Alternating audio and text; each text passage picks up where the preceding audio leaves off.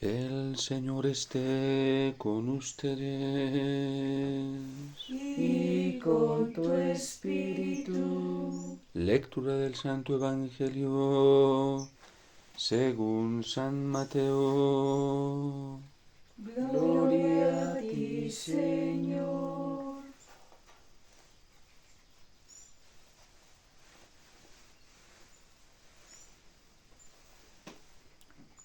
En aquel tiempo, al entrar Jesús en Cafarnaún, un centurión se le acercó rogándole: Señor, tengo en casa un criado que está en cama paralítico y sufre mucho. Jesús le contestó: Voy yo a curarlo. Pero el centurión le replicó: Señor, yo no soy digno para que entres bajo mi techo. Basta que tú lo digas de palabra y mi criado quedará sano. Porque yo también vivo bajo disciplina y tengo soldados a mis órdenes. Y le digo a uno de ellos: ve, y va. Le digo al otro: ven, e inmediatamente viene. Haz esto, y lo hacen. Al oír, Jesús quedó admirado y dijo a los que le seguían: Les aseguro que ni siquiera en Israel yo he encontrado en nadie tanta fe. Les digo que vendrán muchos del oriente y del occidente y se sentarán con Abraham, Isaac y Jacob en el reino de los cielos.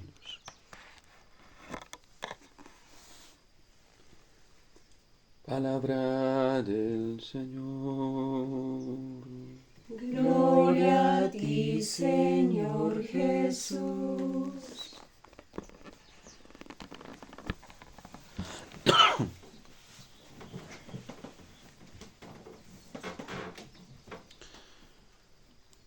Dice San Juan en su prólogo que la ley nos vino por Moisés, pero que la gloria y la verdad, es decir, toda la manifestación plena de Dios, plena en su totalidad, nos vino por Jesucristo. La gracia, la gloria, la verdad de Dios se nos reveló en toda su totalidad en Jesucristo.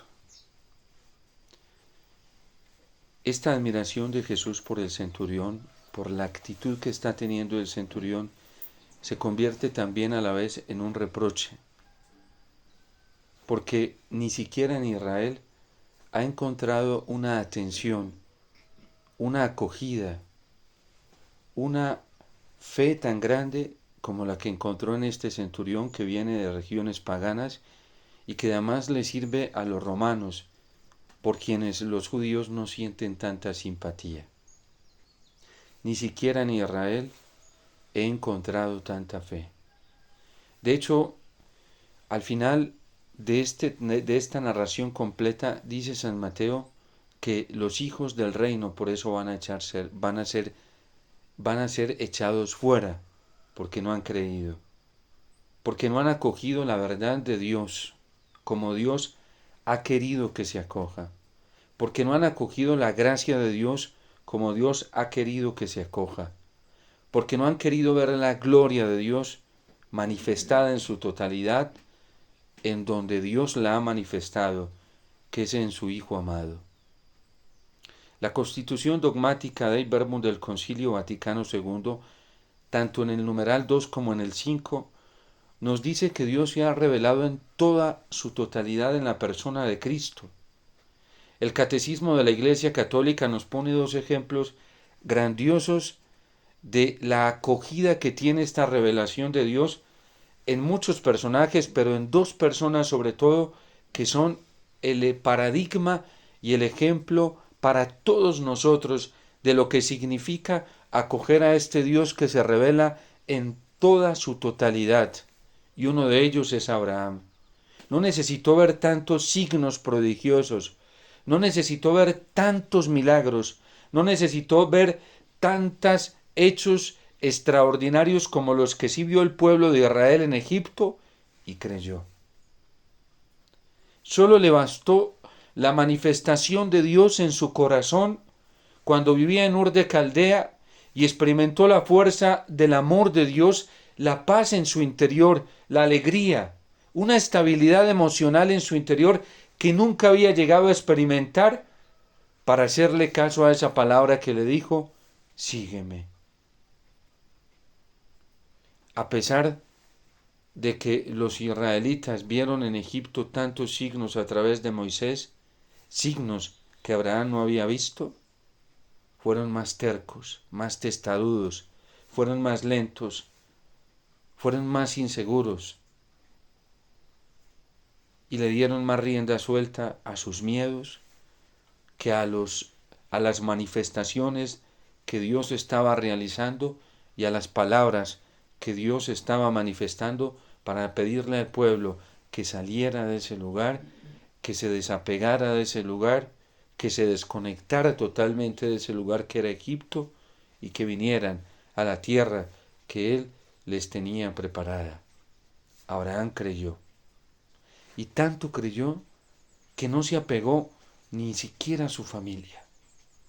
Tanto creyó que no se apegó a la tierra donde él había crecido y nacido, Ur de Caldea. Tanto creyó que incluso caminó hacia una tierra desconocida, y cuando llegó a la tierra de Canaán se dio cuenta que había una tierra mejor que esa, y Dios se la estaba prometiendo, y era la patria del cielo, de la vida eterna. Tanto creyó que cuando Dios le dio a su hijo, se alegró con él, lo disfrutó, y Dios se lo pide en sacrificio para probar hasta dónde era capaz de obedecer su palabra. Lo entregó en sacrificio, porque sabía que no solamente Isaac era un regalo de Dios, sino que en esa ofrenda que él hacía de Isaac, Dios también podía multiplicar y darle muchos hijos más del que le había dado a través de un acontecimiento milagroso, como fue que este hijo naciera en su vejez de una mujer estéril. Y todo esto lo vio Abraham, lo contempló y lo experimentó porque le creyó a la palabra del Señor. ¿De dónde le surge la fe a este centurión romano?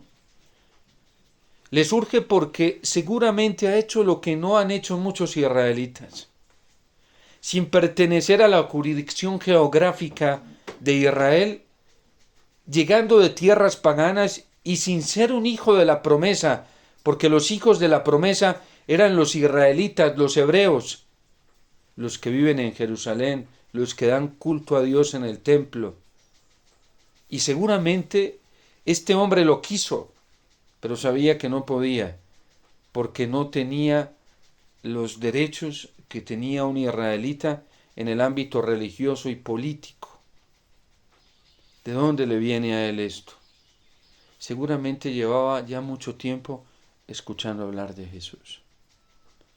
Seguramente se acercaba por los laítos como la cananea a escuchar los comentarios que decían de Jesús, de lo que hablaba, de cómo predicaba, de qué era lo que había venido a mostrar, de las exigencias también que pedía para seguirlo a él.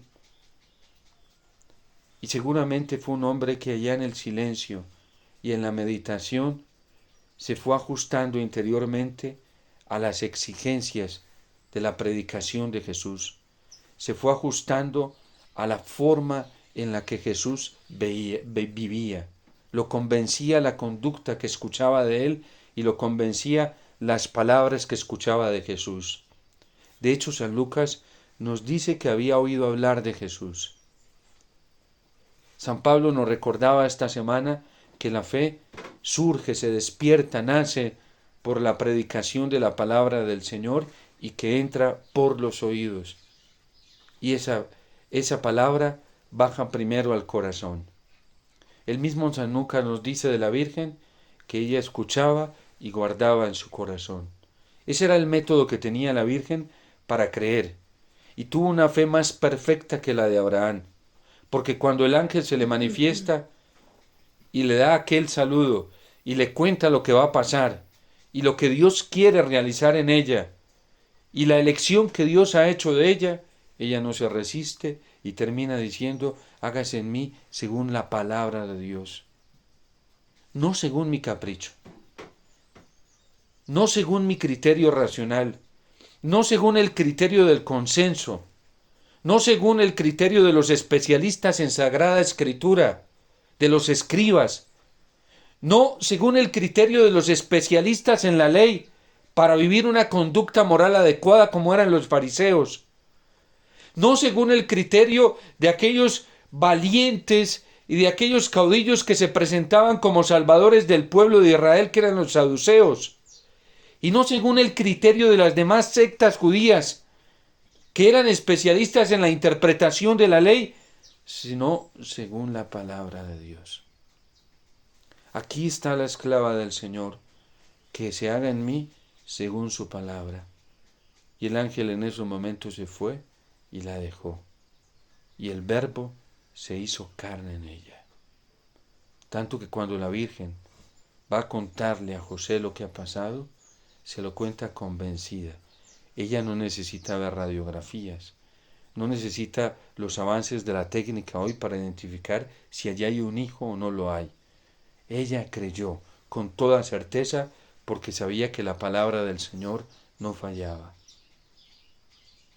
Es parecida a la fe del centurión. Le dice a Jesús, ¿cómo no va a tener poder tu palabra? Si yo le digo a uno de mis siervos, tengo subalternos, los centuriones tenían a cargo pelotones de 100 hombres, y yo le digo a uno de ellos que vaya y haga esto, inmediatamente, sin dudar, va y lo hace. Le digo a otro que venga e inmediatamente viene. Si yo me quedo maravillado ante la obediencia de mis subalternos, ante mi palabra y mi orden, que es una orden simplemente humana, ¿cuánto más poder no tiene tu palabra? Cuando por ti se han hecho todas las cosas. No es porque no quiere que vaya a su casa. La Dei Verbum del Concilio Vaticano II dice que Dios se reveló a los hombres, se comunicó con los hombres y les habló como amigos.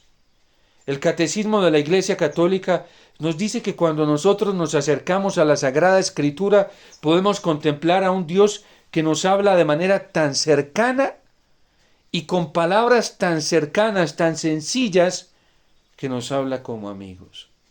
Un Dios que incluso confía tanto en nosotros que nos manifiesta su intimidad, lo que siente por cada uno de nosotros, lo que siente por su pueblo. Incluso nos tiene tanta confianza que cuando siente dolor por nuestras ingratitudes, también nos las cuenta. Es un Dios que no le da miedo destapar su corazón y mostrarnos todo lo que siente, porque no tiene miedo. A nosotros nos da miedo confiar en Dios, porque a veces nuestro inconsciente o subconsciente nos traiciona pensando que Dios nos va a hacer lo mismo que nos han hecho todos. Cuando les contamos alguna infidencia, alguna intimidad y se aprovechan de ella, para manipularnos, para explotarnos, para someternos, pero Dios no es así. Dios se revela con palabras humanas y manifestaciones humanas en toda la Sagrada Escritura a su pueblo para querer despertar en nosotros una amistad sincera. Hablaba con Moisés como con un amigo. Y dice algo muy hermoso la Dei Verbum del Concilio Vaticano II, dice también no solamente porque quiere ser amigo nuestro, sino porque quiere morar en nosotros. Y allá en nuestro interior quiere movernos por la acción de su gracia y la acción de su espíritu. Dios habla al corazón, no a la cabeza. Hoy hay demasiados intelectuales en la iglesia y con tanto conocimiento intelectual prostituyen a la esposa de Cristo. prostituyen a la hija de Sión. Sacerdotes, obispos, cardenales, teólogos, predicadores, conocen mucho de espiritualidad, pero desde la cabeza, desde la razón, no desde el corazón en donde Dios mora, donde Dios habla a través de su espíritu. Conocen mucho de los sacramentos y de la liturgia, pero desde la cabeza, no desde el corazón. Por eso entorpecen todo. Conocen demasiado de moral desde la cabeza, llenos de conceptos moralistas, y se vuelven legalistas y hasta agresivos y violentos porque conocen la conducta de Cristo solamente desde la cabeza y no desde el corazón. Monseñor Alfonso Uribe Jaramillo, citando a un sacerdote, decía que desde que el Espíritu Santo fue arrojado de la mente de los soberbios, fue a depositarse en el corazón de los sencillos. Una humilde y sencilla mujer encontró en Sión, la Virgen María. Una humilde y sencilla mujer encontró en los montes de Sión, en los montes de Judá, y fue la Virgen María. Y por eso Isaías hoy lo está diciendo. Esta gracia que todos están esperando, esta justicia que todos esperamos, esta paz brotará del monte de la casa del Señor. Isabel fue testigo de esto. Apenas llegó a mis oídos tu saludo, el niño saltó de gozo en mi seno.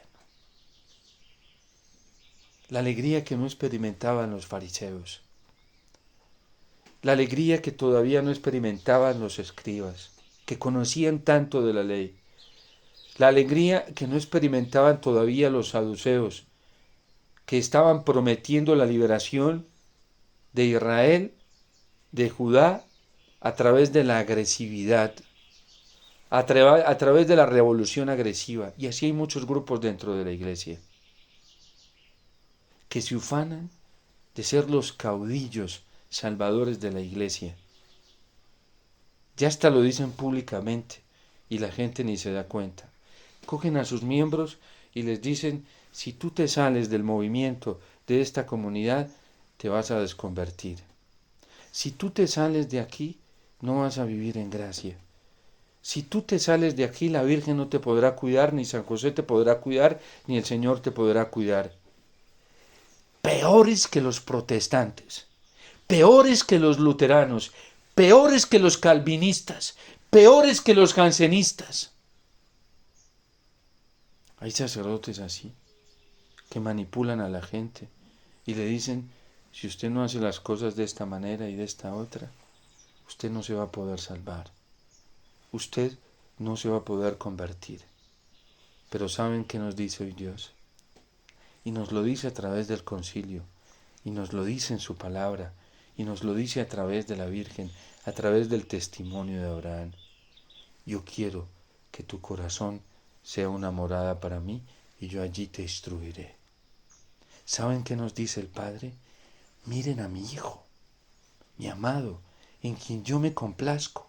Escúchenlo y ustedes se salvarán, porque Él es el príncipe de la justicia, el príncipe de la paz. Es que lo vemos en el Evangelio. Tiene que ser uno muy ciego para ir a leer el Evangelio y meditarlo y no darse cuenta que solo Cristo realiza prodigios incalculables. Cura enfermedades, sana paralíticos, devuelve la vista a los ciegos, devuelve el habla a los mudos, quita la sordera a los sordos, expulsa a demonios, somete al diablo, es capaz de enfrentarse a los estragos de las fuerzas de la naturaleza y las domina, las controla y las somete. Fue capaz de enfrentarse con el diablo directamente y vencerlo cuando lo tentó. ¿A quién más vamos a ir nosotros a pedirle que nos ayude en los momentos de tentación que a Cristo mismo, Es Dios que tomó la condición humana y venció la tentación. Todos los que tenemos luchas todos los días con la tentación, lo único que tenemos que hacer es mirar a Jesús, contemplarlo y decirle, Señor, no me dejes caer en la tentación, así como tú no caíste en ella. Por eso la Virgen, cuando lo escuchaba, acogía cada una de sus acciones y sus palabras y las guardaba en su corazón. San Lucas nos la muestra a ella de una manera hermosa, como también a San José, este niño a la edad de 12 años, que estaba sometido totalmente a ellos, se les pierde. Y cuando lo encuentran en el templo, ella le reprocha, y con toda justicia, es su mamá, es su papá. Hijo, ¿por qué nos hiciste eso? Te andábamos desesperados buscando. Y les dijo, mamá y papá, es que yo estoy haciendo la voluntad de mi Padre. Para eso no tengo que pedirles permiso. Ustedes me lo han enseñado así. ¿Para qué me buscan? Si ustedes me están enseñando a obedecerle a mi Padre del cielo radicalmente. Ayer le decíamos al Señor en el Salmo, instrúyeme, Señor, en tus sendas, enséñame tus caminos. Y Cristo oraba con este salmo ya a la edad de 12 años y por eso se dejaba llevar de lo que esta palabra, de lo que esta fuerza interior le iba inspirando quedarse en el templo. Y por eso ante esto la Virgen calla y atiende, no se revela, guarda en su corazón. Dice San Lucas que aunque sus padres y su madre no comprendían, ella, esta palabra que le acaba de dirigir su hijo, la escucha y la guarda en su corazón, para ir comprendiendo la misión del Hijo. No porque ella dude que Él es Dios, ella no duda que Él es Dios. Es la misión que Él va a desempeñar como Dios la que ella va discerniendo poco a poco. Porque en ese sentido, la Virgen tiene que caminar solo con la luz de la fe en la oscuridad de la razón que no entiende. Su capacidad racional no entiende lo que está pasando, pero en el corazón ella sabe que allí lo entiende todo a través de la fe.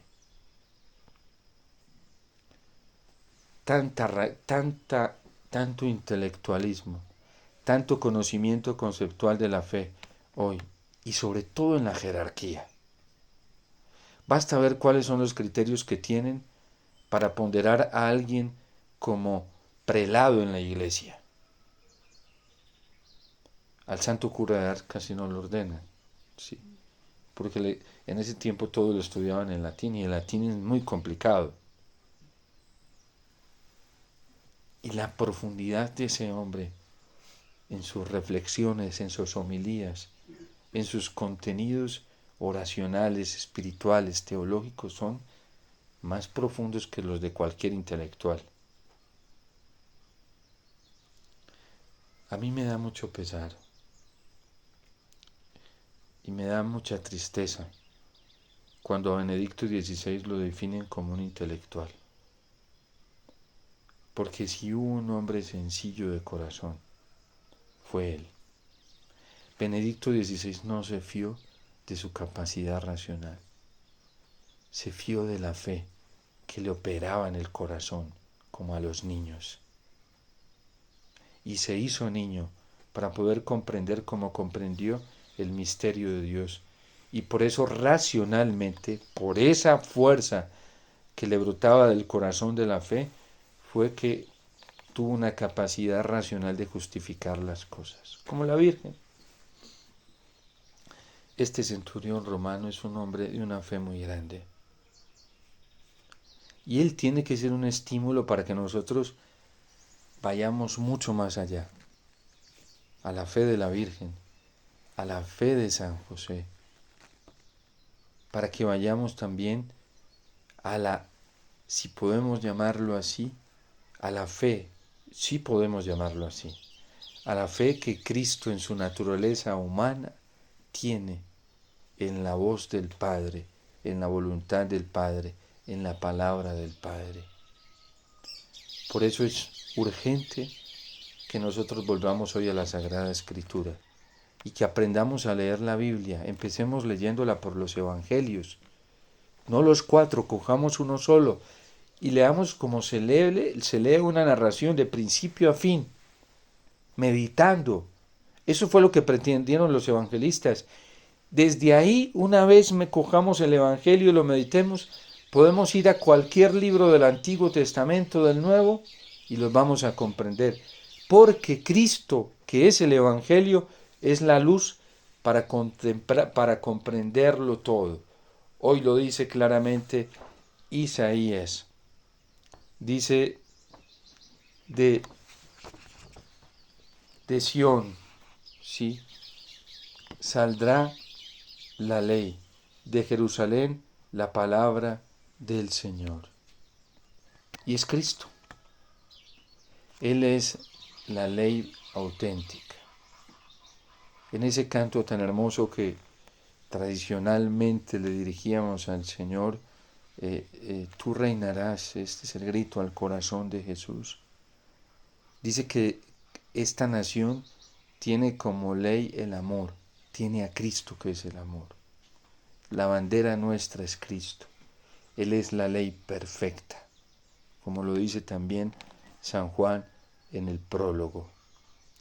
Y por eso la Dei Verbum y el catecismo de la Iglesia Católica en esa primera parte nos enseña que la respuesta que Dios espera de nosotros es la obediencia de la fe. ¿Quién es el verdadero obediente?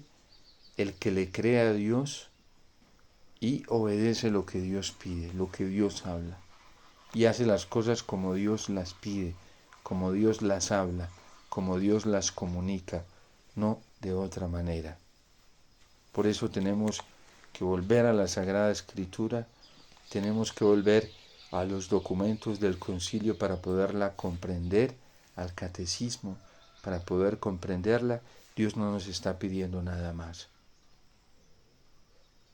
No nos dejemos entorpecer, porque hoy hay mucho obispo que enseña luteranamente.